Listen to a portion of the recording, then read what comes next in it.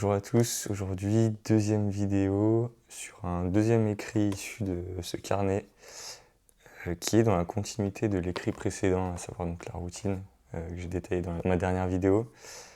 Et là, le sujet qu'on va traiter du coup, qui est une conséquence d'une routine rigoureuse, c'est le conditionnement psychologique ou l'autoconditionnement ou le matrixage pour ceux qui préfèrent le langage familier.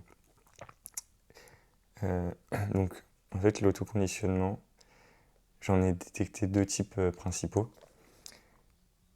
Et le premier type, c'est le conditionnement que je qualifierais plutôt de durable ou de permanent. C'est le conditionnement qui est issu du fait qu'on va attribuer une activité ou une nouvelle notion à notre identité. Ce qui fait qu'on ne se verra pas exister sans pratiquer cette activité. Par exemple, si on considère quelqu'un qui se considère comme sportif, s'il se considère comme sportif, c'est parce qu'il va répéter plusieurs fois la même activité sportive, entre guillemets, au cours d'une semaine et au cours de plusieurs mois. Quelqu'un qui va se considérer comme sportif, il va se le considérer parce que ça va faire quelques mois, quelques années qu'il pratique la même activité sportive en permanence et à une fréquence donnée. Et ça marche pour tout. C'est comme quelqu'un qui se considère comme bon cuisinier, il va se considérer comme tel parce que, par exemple, tous les week-ends, il va cuisiner des plats travaillés pour lui ou pour sa famille. Et c'est ce qui fait qu'avec le temps, il va se considérer comme tel, comme bon cuisinier. On peut, du coup, fonctionner à l'inverse et en fonction de ce qu'on a envie d'avoir en nous et de s'attribuer comme trait de personnalité, on peut y arriver en répétant plusieurs fois les mêmes actions. D'où le fait de se créer une routine rigoureuse qu'on arrive à suivre. Et donc, en plus de ça, un outil que moi j'utilise pour renforcer cet effet de conditionnement-là, c'est que je me sers de la marche, étant donné que je marche beaucoup et que je fais 15 000 pas par jour, ce qui représente environ 2h15 de marche. Je profite de ce temps-là pour me conditionner aussi psychologiquement sur les éléments que je veux acquérir. Ça peut être soit en marchant sans distraction et en étant uniquement avec mes pensées, de façon à avoir des réflexions constructives sur une thématique donnée. Et ça peut être sinon en écoutant des podcasts ou des livres audio. Et ça, c'est extrêmement puissant, parce que c'est ce qui m'a permis notamment de m'ancrer dans le système fluide en écoutant leurs podcasts. Donc pour ceux qui ne connaissent pas Lucas Gouif et Antoine GBZ, avec leur podcast Toxicity, Énergie Trottoir, que j'écoutais en même temps que je marchais, ce qui faisait que je marchais, j'écoutais pourquoi fallait que je marche, entre guillemets, et ce qui fait que ça a renforcé ma capacité à le faire, sans fournir vraiment d'efforts. Et donc maintenant, ce que je fais, c'est que je me renseigne sur des notions que j'ai envie de comprendre et d'acquérir, et j'écoute des livres audio à ce sujet.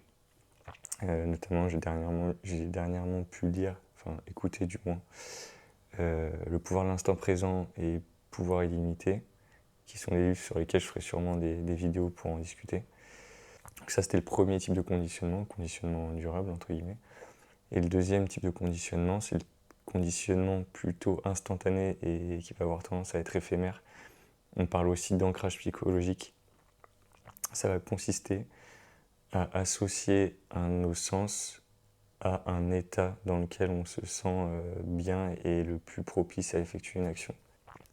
L'exemple qui est le plus frappant selon moi, c'est quand on associe un parfum à une personne et qu'on va marcher dans la rue et que d'un coup on va ressentir ce parfum parce que quelqu'un d'autre là, on va tout de suite repenser à cette personne instantanément.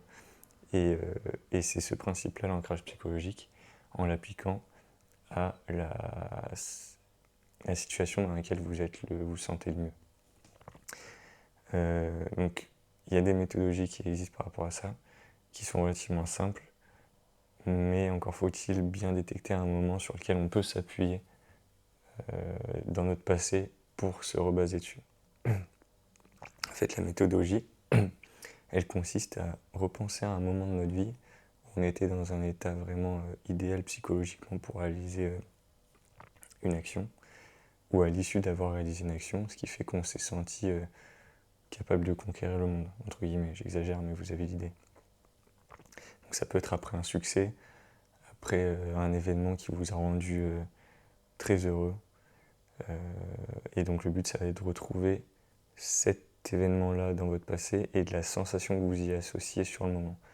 Donc vous vous projetez dans ce moment-là, vous essayez de ressentir tous les éléments et dès que vous ressentez un peu le pic de cette sensation, vous pouvez réaliser un geste ou associer une odeur à ce moment-là. Ça peut être par exemple se pincer le poignet, je dis n'importe quoi, et vous faites ça plusieurs fois en repensant à l'événement. Et à chaque fois, donc entre 3 et 5 fois, et normalement, une fois que ça s'est fait, vous n'avez plus besoin de penser à l'élément initial, vous avez juste à réitérer le mouvement que vous avez associé. Par exemple, vous pincez le poignet, comme je disais, et à l'inverse, c'est cet événement qui va vous revenir en tête automatiquement. Voilà. Et après, du coup, on peut imaginer que ces deux types de conditionnement que j'ai évoqués, ils sont compatibles et que, par exemple, le conditionnement instantané peut nous aider à réaliser une tâche qu'on veut ancrer en nous de façon plus permanente en retrouvant de la motivation grâce à un ancrage psychologique. La motivation pour réaliser la tâche qu'on souhaite faire. Je pense que le premier pas, si je devais commencer par quelque part, ce serait de marcher, si ce n'est pas le cas pour un individu donné. Donc marcher régulièrement pour déjà avoir une réflexion envers soi-même. Et assez naturellement, les réflexions vont venir, les idées vont venir. Et ça va vous donner une orientation envers quoi vous voulez vous diriger sur ce que vous voulez acquérir derrière. Ce qui vous permettra donc de vous orienter après derrière sur les podcasts qui vous font envie d'écouter, que vous pourrez donc écouter en marchant, qui eux-mêmes vous donneront peut-être des idées. Et donc de fil en aiguille, vous écouterez plein de choses et il y aura énormément de notions qui s'ancreront en vous potentiellement. Voilà, donc ça c'était mon conseil du jour.